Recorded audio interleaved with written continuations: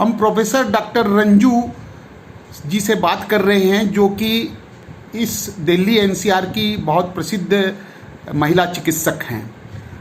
Doctor साहब, हम आपको ये जानना चाह रहे हैं कि आप ये बताइए कि कोरोना के कारण बच्चे पर या माँ पर क्या असर होता है।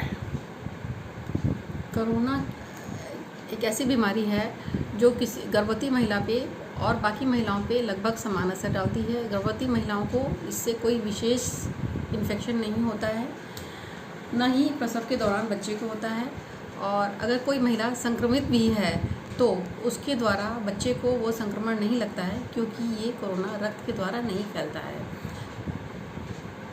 और ये बताइए कि ठीक है, रक्त के द्वारा नहीं फैलता है, तो प्रसव के दौरान फैलता है क्या? नहीं, प्रसव के दौरान भी ये नहीं फैलता, न ही ये नॉर्मल प्रसव में और न ही ये ऑपरेशन के द्वारा किए हुए प्रसव में फैलता है। तो इसका मतलब क्या आप कोई सावधानी नहीं लेती? नहीं, हमें सावधानी सभी लेनी होती है। अभी जैसे हम सबके लिए सावधानी लेते हैं, कोई महिला अगर हमें गर्भावस्था के दौरान रेगुलर चेकअप के लिए आती है तो पहले वो भी सैनिटाइज़ करते हैं, मास्क पहन के आते हैं, डॉक्टर भी मास्क पहनते हैं और साथ में उनके सहायक कर्मी भी मास्क पहनते हैं। जहाँ तक होता है पेशेंट को कम से कम टच करके उसका एग्जामिनेशन किया जाता है। अगर टच करना ज़रूरी है तो ग्लव्स पहन करके और फिर सैनिटाइज़ करके उसको पेशेंट का एग्जामिनेशन किया जाता है। उसके बाद फिर उसको दोबारा सैनिटाइज़ किया जाता है, तब उसका एग्जामिनेशन कंप्लीट होता है। डॉक्टर साहब, ये बताइए, अगर कोई गर्भवती महिला आपके पास प्रसव के लिए आएगी तो आप उसे कराएंगी या बाहर भेज देंगी किसी दूसरे के पास?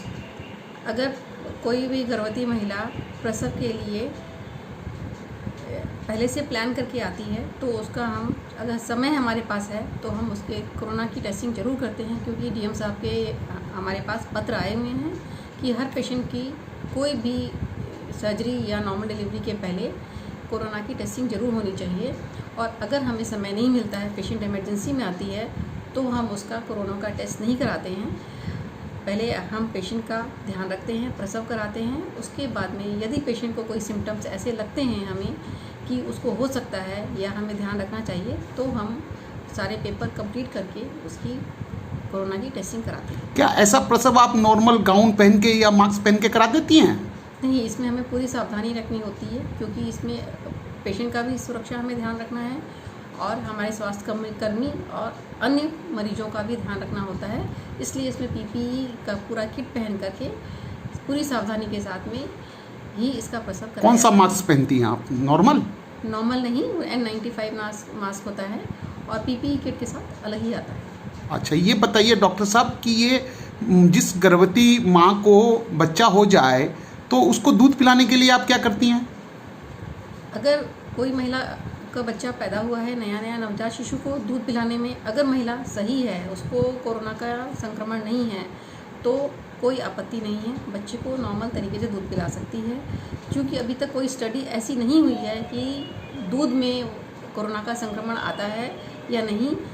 तो अगर हमें लगता है कि महिला संक्रमित है या उसकी कोई टेस्ट पॉजिटिव आती है, ऐसे केसेस में महिला को बच्चे को डायरेक्टली दूध नहीं पिलाना चाहिए।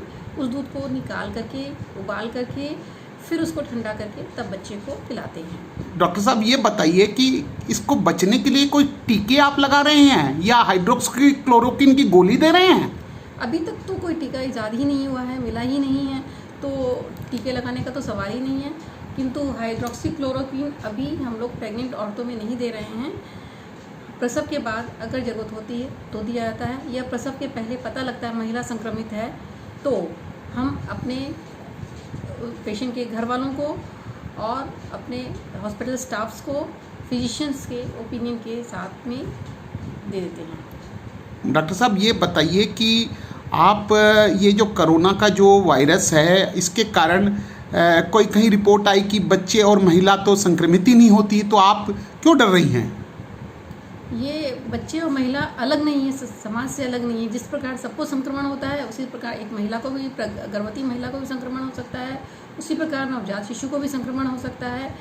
तो सावधानी जैसे हम अन्य मरीजों में रखते हैं, वैसे ही हमें। क्या नवजात शिशु आपको मिले हैं संक्रमित?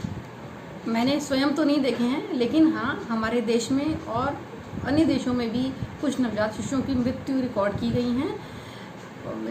वैसे नवजात शिशुओं में इनकी हीलिंग अच्छी होती है और उनकी मृत्यु दर बहुत कम है। धन्यवाद।